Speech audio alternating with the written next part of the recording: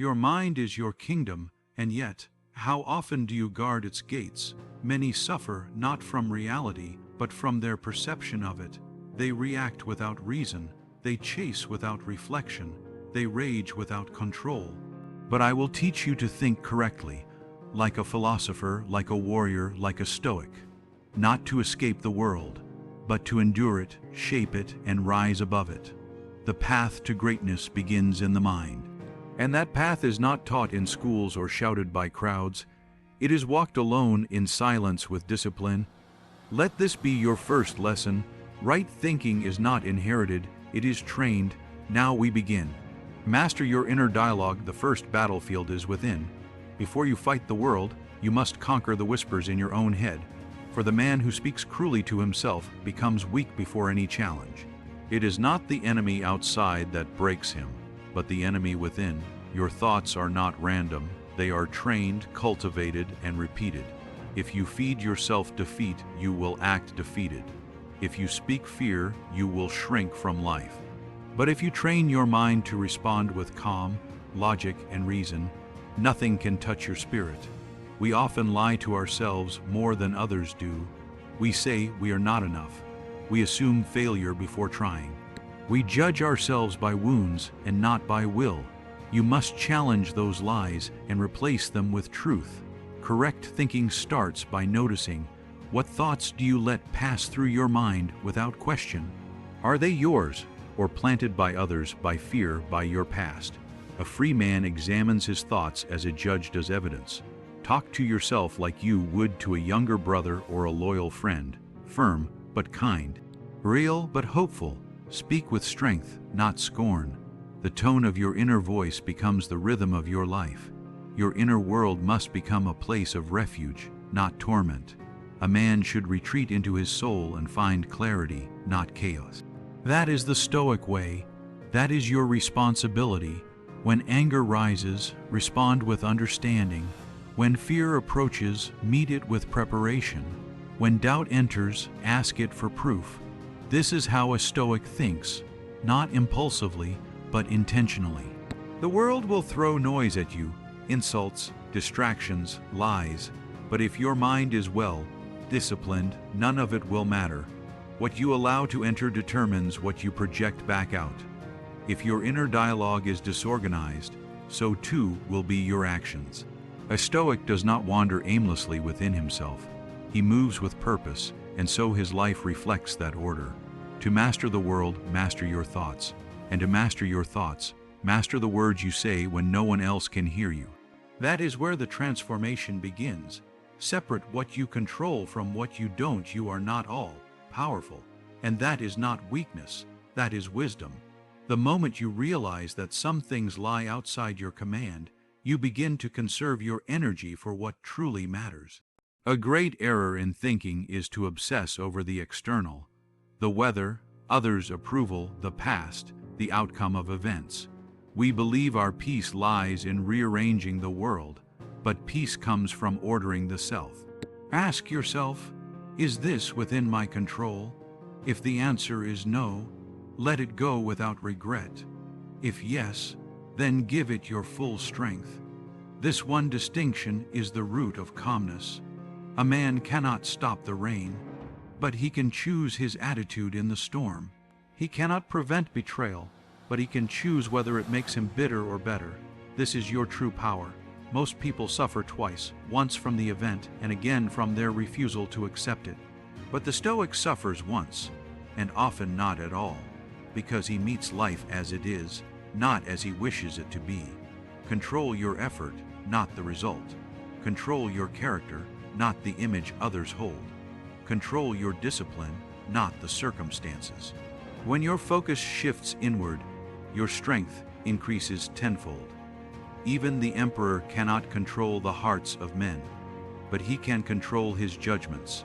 And by mastering himself, he becomes greater than any ruler who rules by force alone.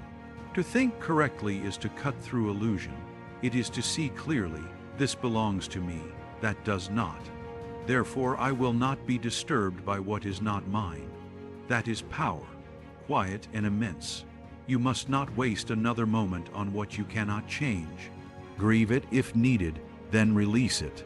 Let your energy serve only that which lies within your reach. Your actions, your thoughts, your virtue. Live by this principle, and your life becomes light. The burden lifts. And in that space, greatness enters not by chance, but by clarity. View obstacles as training grounds. The obstacle is not the end. It is the teacher. The Stoic sees hardship not as punishment, but as a forge, a sacred place where the soul is tempered like steel. Every difficulty you face is a silent invitation from life. Will you rise or will you retreat? The answer defines your future. Pain is not the enemy, it is the cost of wisdom. Most men curse their trials. The Stoic blesses them, not because they are pleasant, but because they reveal who we are when comfort is stripped away. You must stop asking for an easier life. Ask instead for a stronger mind. Because once you possess the right thinking, nothing outside can overpower you, not failure, not betrayal, not even death. Correct thought reframes every challenge. This is fuel. This is fire. This is growth. In every obstacle lies a chance to develop endurance, patience, or courage. These are the true victories. Weak thinking makes excuses. Stoic thinking makes progress. One avoids hardship, the other absorbs it and transforms it into fuel. One is reactive, the other is resilient. When you see adversity, ask, "What is this trying to teach me?" And then learn quickly.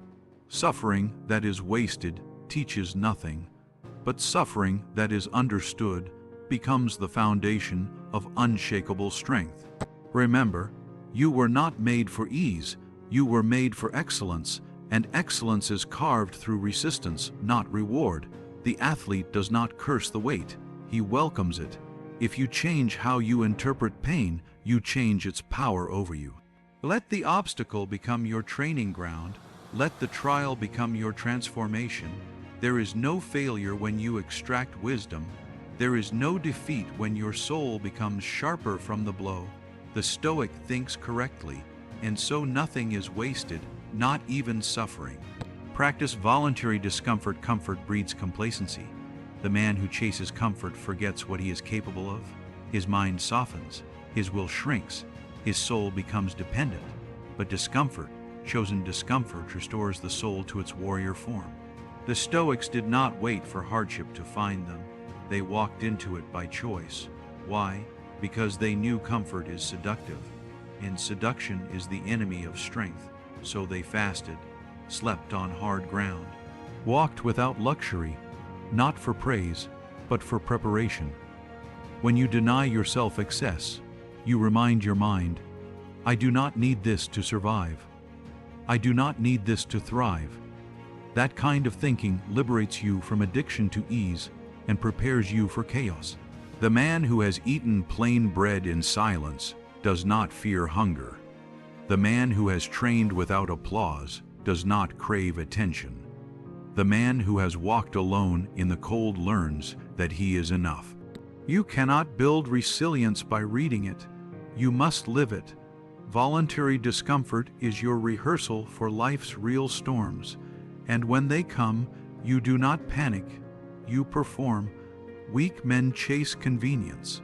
Strong men seek conditions that reveal their soul. The Stoic trains in adversity not because he loves pain, but because he loves freedom, and nothing enslaves like dependency. Try this.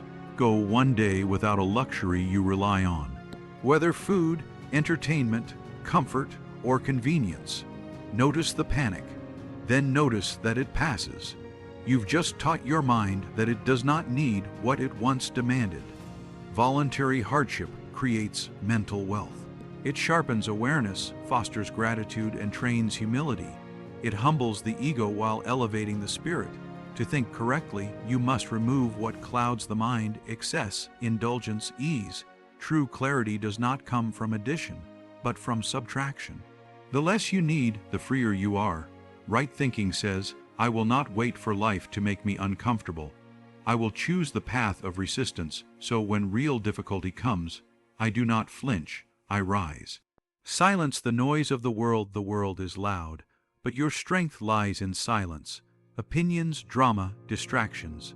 They scream for your attention, pulling your mind in every direction. You must withdraw, not to escape the world, but to master it. Your mind is a garden. What grows depends on what you allow in. Most people let weeds take root. Gossip, comparison, envy, shallow pleasures.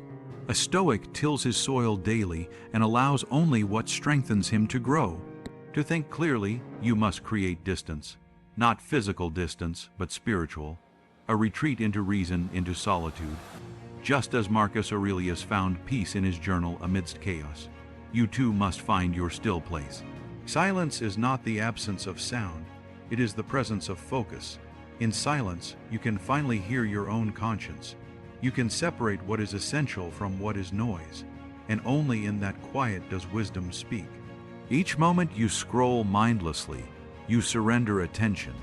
Each time you chase trends, you dilute yourself. Stoic thinking is immune to trends. It roots itself in eternal principles, not fleeting fashions. The mind becomes what it consumes. Fill it with arguments, and you'll become combative. Fill it with nonsense, and you'll become numb. Fill it with truth, and you'll become powerful. Withdraw does not mean isolate. It means reclaim your time, your energy, your direction, because if you don't, the world will gladly steal it and sell it back to you as entertainment. Practice stillness daily, even if only for a few minutes. Sit with your thoughts, question them, write, reflect. This is not weakness. It is the sharpening of the blade. A warrior does not rush into battle without first cleaning his sword. Most men cannot be alone with their thoughts, so they avoid them, but the Stoic embraces solitude because he knows, if I can rule my own mind, I can endure any kingdom. To think correctly is to build a fortress within. Let the world be noisy, you remain unmoved. Calm, steady, certain, that is the power of a quiet mind. Detach from outcomes, attach to virtue. You cannot control the result. You can only control your role, your duty, your integrity. The Stoic does not act for reward. He acts from virtue. That is the difference between the wise and the worldly. The man ruled by outcomes is a slave. When things go well, he soars. When they don't, he collapses. But the Stoic is unshaken, because his reason for action is always internal. Was I just?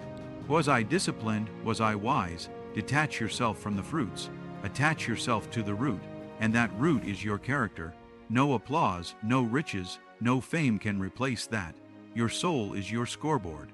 Too many live as if others are their gods. They chase approval. They beg for validation. But what is more noble than doing the right thing even when no one sees? Outcome thinking leads to fear. What if I fail? What if I'm not noticed? What if they laugh? Virtue thinking leads to courage. I did what I must. That is enough.